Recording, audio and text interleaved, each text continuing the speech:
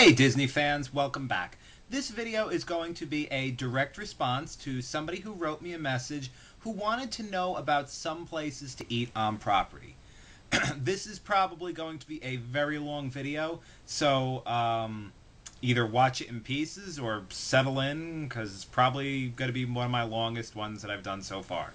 Now, the first point that I have to make that's probably going to be the biggest, most important point is if you're sitting there watching this video and you are about 6 months or so out from your vacation at Disney, if you're the sole decision maker, need to sit down, or if you're not, need to sit down with your loved ones, whoever's going, whoever's in on the decision making process, okay? And you need to whittle down your choices of restaurant. You need to get a short list, and you need to make reservations as soon as possible, okay? Here's the thing. My family and I have been going to Disney for well over 20 years now. Prior to the Disney dining plan coming into effect, there was no problem with getting reservations, okay? We would go on vacation and we would go down and we would, we'd be doing our thing in the park and we would say, hey, do you feel like going to X tonight for dinner? Yeah, that sounds like a good idea. Let's do that. We would go back to our hotel room, call the main number or concierge or whatever your preferred method is of booking, okay? And say, look, we want to go here for dinner tonight. Do you have anything at like, I don't know, the 7, 8 o'clock-ish range? What's open? And I would say 95% of the time, we would be able to get in with no problem. Once the Disney dining plan came into effect, the difficulty level was up severely, went head and shoulders all the way up to the top, okay? If you wait, and especially if it's for something very, very popular on property, you are going to get shut out. Is there a possibility that you could get a reservation? Absolutely. The possibility always exists. Is there a possibility that you could just walk into the restaurant and sit there on standby and wait for a table? Sure. But if you're looking to get reservations for stuff that you know you want to do, so you know you're not shut out, you need to make reservations as soon as possible, okay? If a day, a week, or a month down the road, you decide that, you know what, I really don't want to do this particular restaurant, you can call and cancel. That's the thing. You can always call and cancel reservations, okay? You must book as soon as possible. I cannot stress that enough, okay? That's the main point to this video. Book early, okay? My second point is that my family and I have been going for many, many years, and we have what we do down to a science, okay? We know exactly what kind of people we are, what we like, what we don't like, what doesn't pass that, little internal test where you look at a place and go, we're not going to like this at all. You know what I mean. So I just want people to have, I want you folks to have a clear opinion on, my clear opinion on these restaurants. Because what happens is you'll go to a message board and you'll type in the name of any restaurant and you'll come up with a whole slew of people going, it was great, it's the best thing on property, it's this, it's that. And it never seems like there's the other side of the coin, okay? So I try to give you know not necessarily, I don't know how to phrase it correctly without putting people down because I don't want to do that. Everything I say is my opinion. I want you to have the best possible information, both sides of the coin when you make a decision. But in that same breath, please don't use my reviews, my opinions on something to completely jam the brakes on something that you wanted to do. Okay, if you really want to go to this particular restaurant and I say, well, no, we really didn't like it, don't say, ah, crap, we better not go there. If you really want to do it, try it, okay? There's a ton of restaurants that I don't care for that other people swear by. I just want you to know what you're getting into. That, that not that 100% of the reviews aren't necessarily good, and 100% of the reviews aren't necessarily bad. Okay, the one the souvenirs that nobody wants to bring home, okay, are regrets. Nobody wants to bring them home. Don't come back from vacation and say, God, I wish we would have done this. Don't do that. Do it, okay? Just do it when you're down there. If you don't like it, hey, it's something for the book. It's something to say, okay, we did that. Check. Not again. Do it. If you really feel you want to do it, do it. The third point I want to make is that, once again, because me and my family have been going for so many years, and when we do go down, we stay for usually, I would say, a longer length of time than normal people go. Usually when me and my family go down, we're staying for anywhere from 2 to 2.5 weeks, where most people are down there for 6 nights a week, maybe 10 days. So we do other things besides Disney. We do all the Disney parks. We do miniature golf. We do Universal Studios. We visit.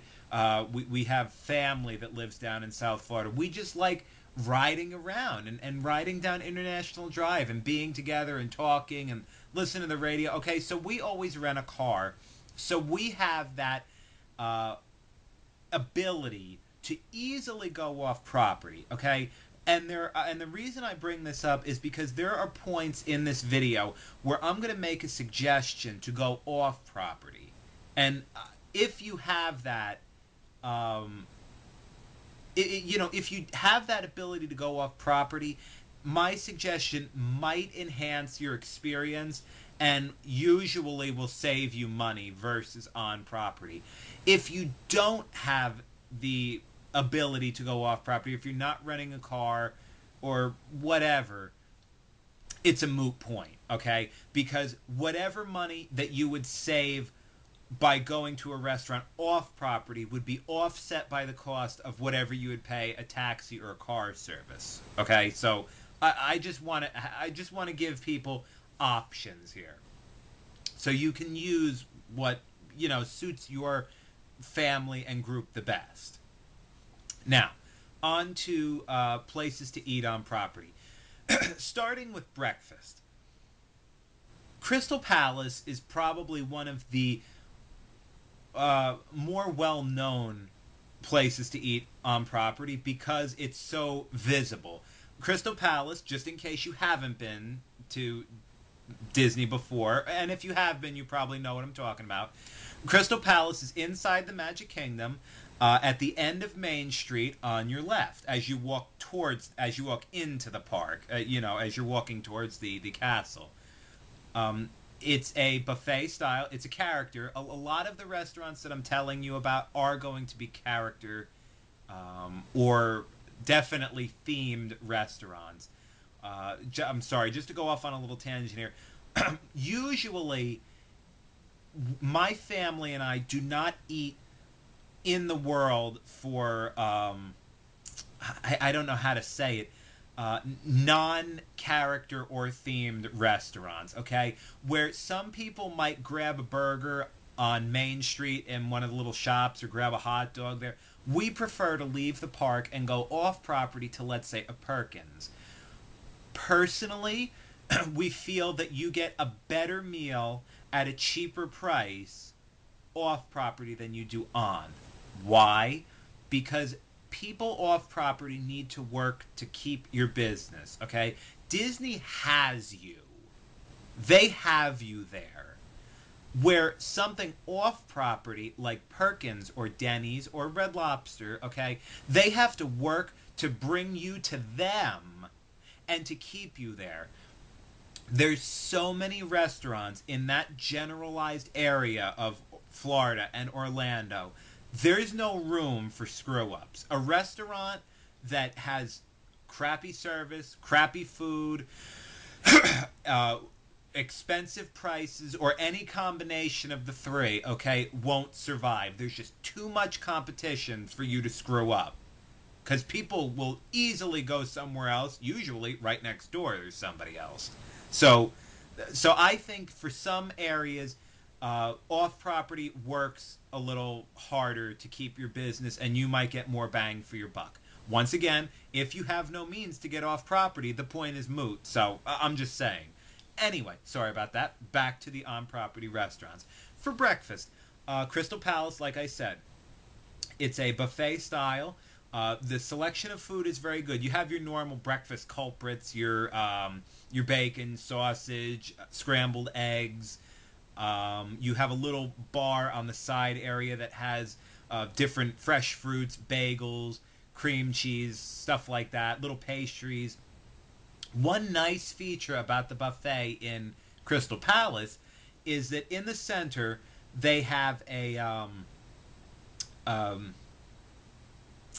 a chef standing there that'll make you custom things. You can, custom pancakes or custom omelets. So if you want fruit in your pancakes, he'll do that. Or if, let's say, you only want peppers and onions in your omelet, he can do that too.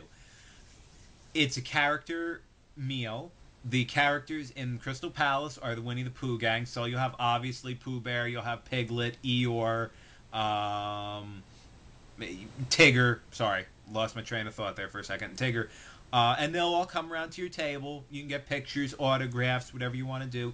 The only thing, I would say the only con to Crystal Palace, and really you have to expect it, is that it's the volume on Crystal Palace is turned up all the way. Okay? I would say the only place on Disney property that we've went to that consistently has a higher volume is Chef Mickey's at Contemporary Resort. Maybe because it's more enclosed, but it just feels like every time we went there that Chef Mickey's was a little louder than Crystal Palace. You have to understand that especially for breakfast, um, you have people, especially young kids, that are pumped about their day. They're excited to be there. We're happy. You know, we want to go, and it's very loud. That is probably the only downfall to it. Like I said, it's all you can eat, so the service is very good, the food's very good, the atmosphere is nice, a little loud, but you got to expect that. It's it's a nice place to eat, and it's one of the more well-known places on property to eat. Excuse me. Um, so you have to expect that. Moving on over at Epcot, very very nice place to eat. It's called Akershus. It's in the Norway Pavilion.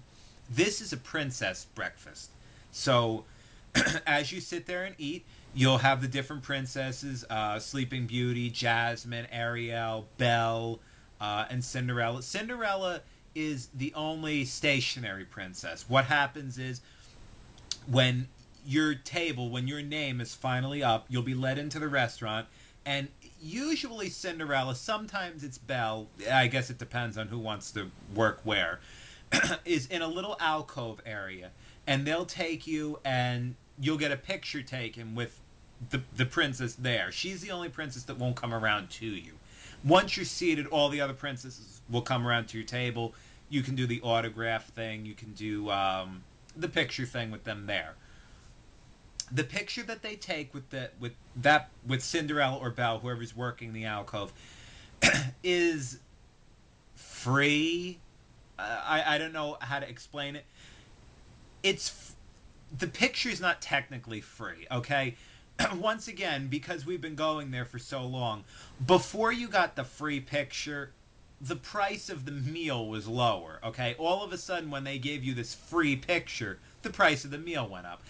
I don't fault Disney for it. Disney are absolute masters of making money. Okay, they might not make as much money each year, but they're not losing money. They got that system down. Okay, so but I guess it is nice. You're paying and you're getting this little perk. You're getting the picture, so that's that. As far as the food goes, once again, your regular accompaniments. You have your bacon, your eggs, your home style potatoes. It depends on what area of the country you're from. Some people call them home fries. Some people call them breakfast potatoes. They're chunks of potatoes, not the shredded kind. Brought to you family style. Family style, in case you're not familiar with eating terminology, okay, is they put all that stuff into a large skillet and they put it down in the center of your table. It's all you can eat. So if you eat all the bacon and you want more, or you eat everything and you want more, just, give a heads up to your server and they'll bring out more of whatever you want. They also have basically what I call a cold bar, the fresh fruit, the pastries, bagels, rolls, butter, cream cheese. They have the fresh fish, the salmon, the lox, stuff like that. Very nice place. The atmosphere is very nice. One of the benefits, okay, if you decide to go to Akershus for breakfast, is if you book it early enough, you will get into the park before that area, before the park opens. Okay, you'll see that there's lines of people waiting to get in at the turnstiles, and then over on, it's either on the extreme left or right, depending on which side it is. That particular day, we've seen it on both sides. Is the line for people who have breakfast reservations. You get into the park before anything's open, so you can't go into the shops, you can't get on any rides, but you do have the ability, whether you're just taking pictures of the scenery or you're taking pictures of your family members or whatever, to not have the throngs of people crowding up your photo. It's a very different picture to be able to take a shot of Spaceship Earth from the back, with the fountains in the foreground, and not have a single person in any part of that photo. And people say, how did you get that? How did you get that? Because you're there so early. Excuse me. So that is a definite perk to eating there early in the morning. We usually go to Crystal Palace and Akershus once a year. Every time we go, they're two very good restaurants. No complaints on either one of them. The food is always good. The service is always good. They're a little pricey, but don't forget, they're a character breakfast, so you are paying more for the character experience. We had Crystal Palace and Akershus are both open for dinner. We have tried the dinner service at Crystal Palace. Weren't too nuts about it. There's nothing wrong with it. We just weren't enthralled with it enough to go back. We've never tried the dinner at Akershus, so I cannot give you any opinion on that either way without lying right to you, and I'm not going to do that. The third place that I would suggest for breakfast is, I don't know if you'd really call it a secret, but it's definitely not as well publicized and known as something like Crystal Palace or Chef Mickey's, because it's not in the public eye too much. At the Beach Club, there's a little place called Cape May Cafe. Cape May Cafe is basically Crystal Palace sans noise. Is there still volume in there? Yes, but I would say at minimum the volume level is cut in half, because this is a hotel you're going to. Okay, so people that are staying on property or even not, okay, you have easier access to the parks, obviously, and the three hotels on the loop by the Magic Kingdom, the Contemporary Polynesian, Grand Floridian, than you do going completely off track into another hotel in the Yacht and Beach Club. Cape May Cafe offers the same type of buffet style that Crystal Palace does, same accompaniments. The only thing missing from them is the custom omelet slash pancake station. There's none of that. Other than that, they have the same culprits: the sausage, pancakes, bacon, little oatmeal, fresh fruit, bagels, pastries, the whole slew that you would find at the Crystal Palace. Service is very good. Once again, this is a character eatery. Usually, the characters you get going through here are Goofy, Donald Duck, and Chip and Dale. Might vary. You might get Minnie every now and then. You might, every now and then one or two of the characters might switch up. But basically, that's what you're getting there. Um, like I said, very nice atmosphere. Volume is considerably lower than anything you'll find in the parks. No problems with them over the years. I have to say, we really haven't had any problem. There's only a very, very select few restaurants on property that we've ever had actual problems with. Um, there now, just for length of time, because this is going to be a long video as it is anyway, I can't go over every single restaurant. If I miss something in this review somewhere along the line and you want to know about it, write me. If I have experience with it, I will tell you our experience, what our thoughts are. If I don't, either way, I'll get back to you. I'll say I'm sorry, we've never been there before. Okay, but I just don't have the time to go over anything, over everything in detail. You can go to a Wahana for breakfast in the Polynesian. Um, Me and the family were not particularly thrilled with that. We went there once. We haven't been back. And that's pretty much the deal as far as really, really our favorite breakfast places go. If you're looking for some place to go to lunch, Epcot has a ton of restaurants for lunch and dinner. Obviously, every country around World Showcase has a place, at least one place to eat, and then there's places in the Future World section that are also fun to eat. One place in particular that we didn't particularly care for, but we appreciate the restaurant itself, was the Living Seas. Um, I'm sorry, the name of the restaurant is the Coral Reef in the Living Seas Pavilion. Sorry. Very nice atmosphere, particularly for couples. It's dim. The tables are arranged, at least the last time we were there, which hasn't been in a while. So forgive me if something's changed. Which are kind of in like a little bit of a stadium. You have like, I think, 3 different levels of seating. Basically, everything's centered so that you get a nice view of the huge aquarium while you eat. Only make reservations at the Coral Reef restaurant if you are very into seafood. Unlike unlike a place like Red Lobster where surf and turf are kind of balanced, they are, I mean, you'd imagine so. They are very heavily biased towards seafood. So if you're one of the people that goes to a restaurant and they start telling you about the fresh fish and you're like, no, no, thank you, not into that.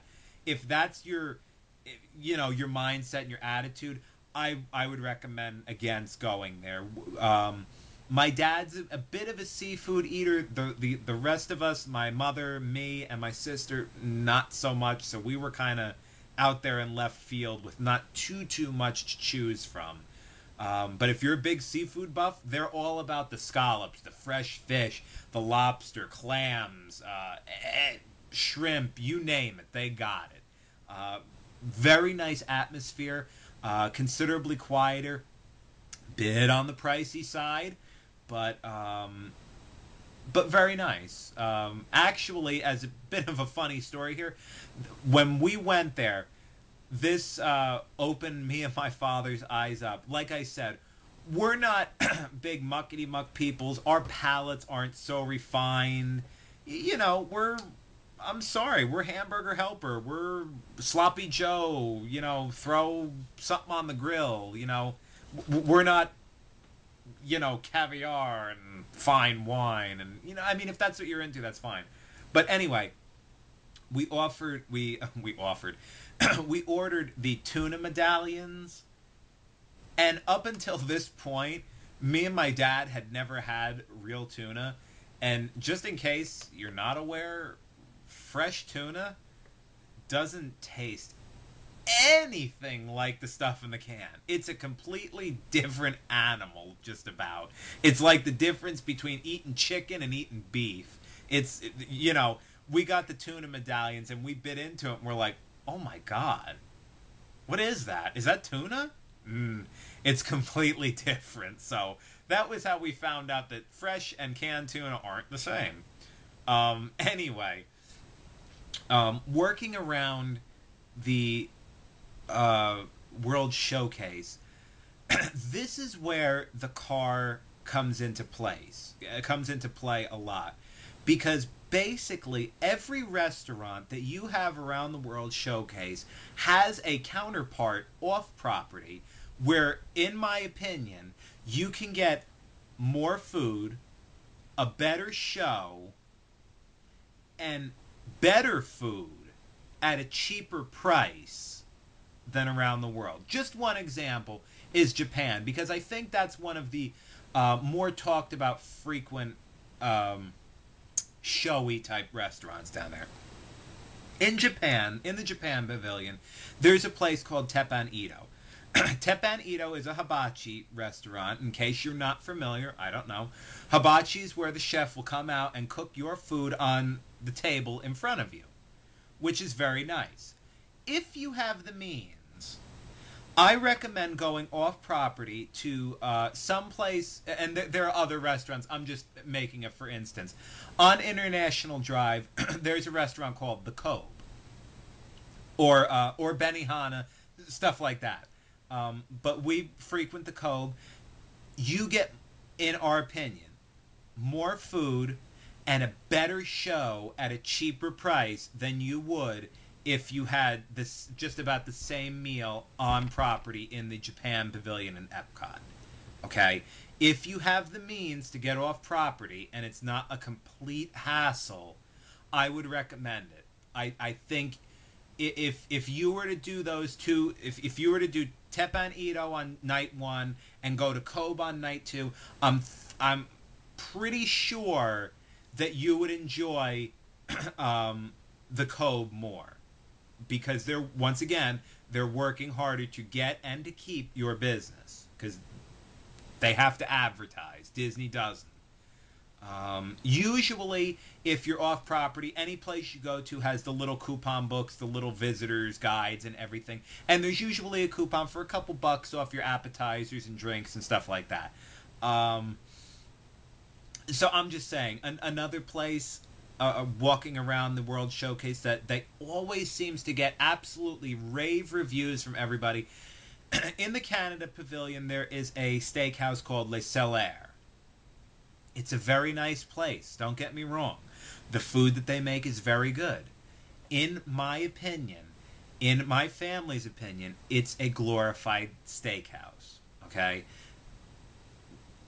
Once again, we're not very sophisticated palatier. Okay, we can't tell the difference if it's dry aged or wet rubbed, or if it's black Angus, or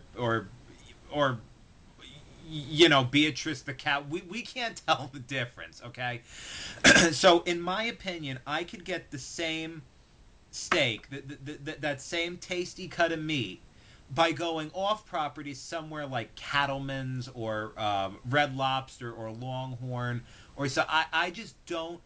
I can't justify the price of the meal. I mean, if money's no object, or you have no other means to get off property, but it is pricey, and for what you're getting, I just can't justify the price when I can go off property and get the same tasting steak, at least in my opinion, for a third of the price or half the price. Another place that we sometimes go, usually I'd say it's every other vacation we usually hit it up, is the San Angel Inn in Mexico. This is another nice place for couples. It's it has that mood lighting. It's dimly lit. It's not all about the kids. Once again, just like the Coral Reef and the Living Seas, it's not a character meal. So you don't have as many kids. The volume's not as high.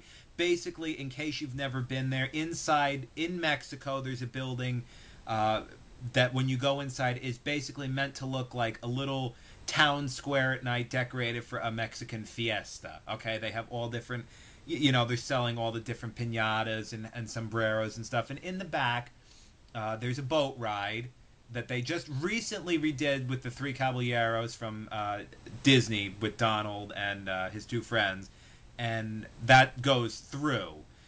You're sitting in the back of the pavilion in the middle, and the boat from that ride goes right basically in front of you, and it's supposed to be off in the distance across the river where the boat is.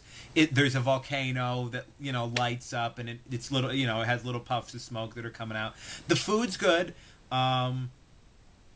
It's like I said, it's a quieter setting. I think couples would enjoy it because it's a little darker. It's a little, more relaxed, more, keyed down than the other places. No problem with the food. It's a step above Taco Bell, if that's what you're wondering. It's not all the typical, uh, cliched Mexican fare. Okay, it's beyond tacos and burritos. So nice place. Like I said, we usually hit it up about once every other vacation. So that's definitely a possibility.